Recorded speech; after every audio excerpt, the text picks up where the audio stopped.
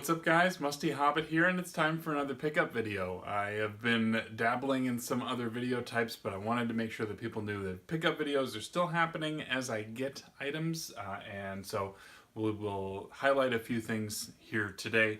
A couple different thrift trips over the past couple weekends, and I picked up a couple things off eBay that I was waiting on. I'll talk about those when we get to that. First off, one trip to local Goodwill, or no, actually it wasn't a Goodwill. It was a secondhand shop that I normally go to that's in the area, so when we get over to that side of town, my wife is gracious enough to let me run in there real quick and see if there's anything worth grabbing. So managed to grab a couple things from there, first of which is a game for the Wii, that is Wii Music. Did not have a copy of this. I figured for what was effectively a couple bucks, is worth it. It is complete, in good shape, manual, and all the other inserts and stuff are there. I don't know that this is a great game by any means. I've heard actually not so great things, but figure first party early Wii title might be worth having. Also picked up, I did not have a copy of this version, but I did have I do have it via the Master Chief Collection, but that is Halo Anniversary. Someone told me there's actually a sleeve that goes on the outside of this, so not truly complete, but it is all there, good shape. Not much of a manual.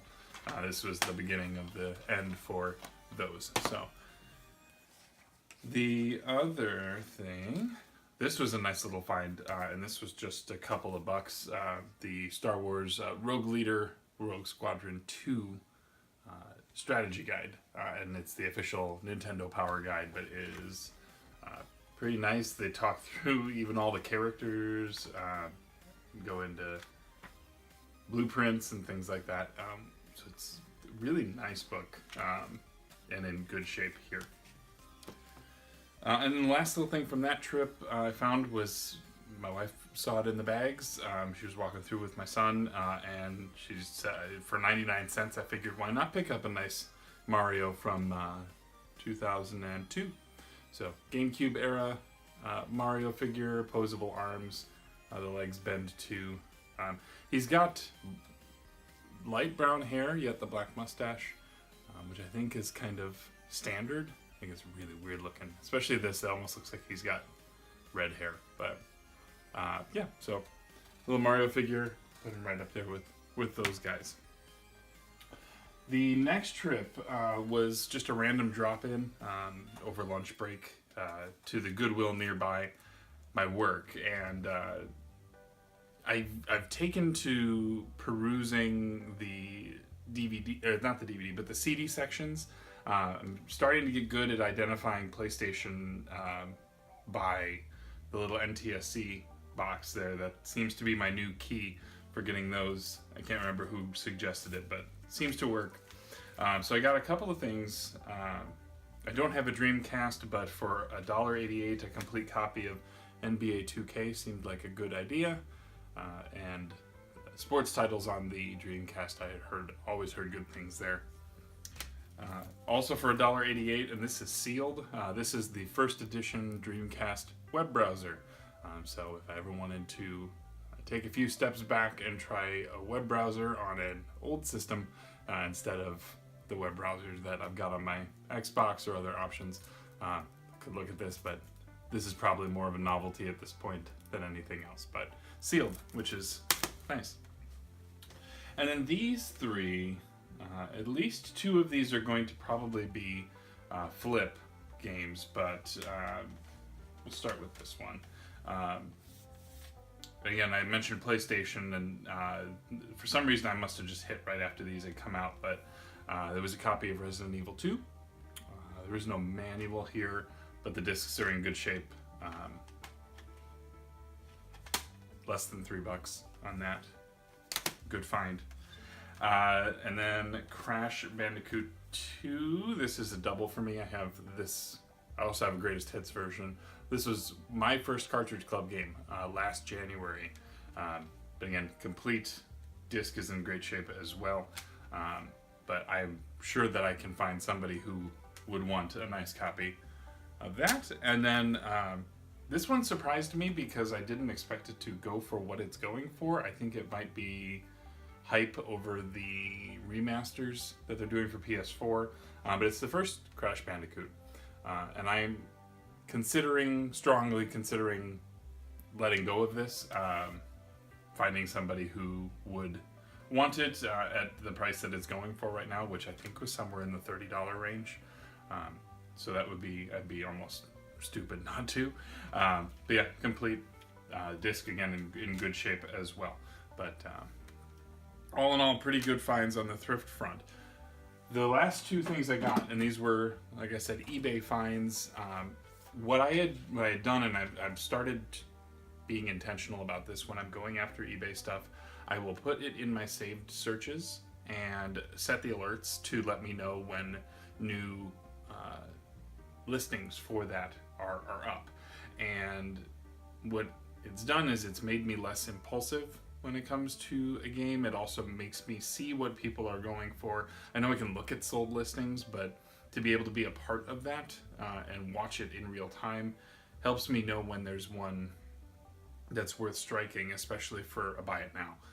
So both of these games I got for just around $10. They both go for more than that, but one of them I had mentioned about the Midwest Gaming Classic. I have sort of been bit by the Atlas bug again, and so I went and picked up, this was on my list for that, I could not find any, but this is Disgaea, Hour of Darkness. This is a strategy RPG that has all the Atlas flair that you could possibly want. This copy is complete and in really good shape.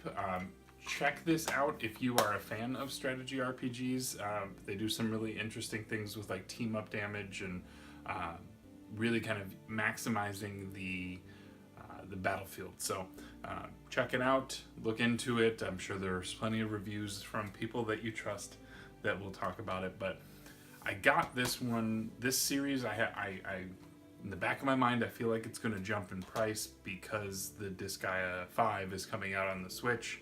Maybe a lot of people's first exposure to the series, and so it's a chance then, if they really wanted to go back and go get the other ones.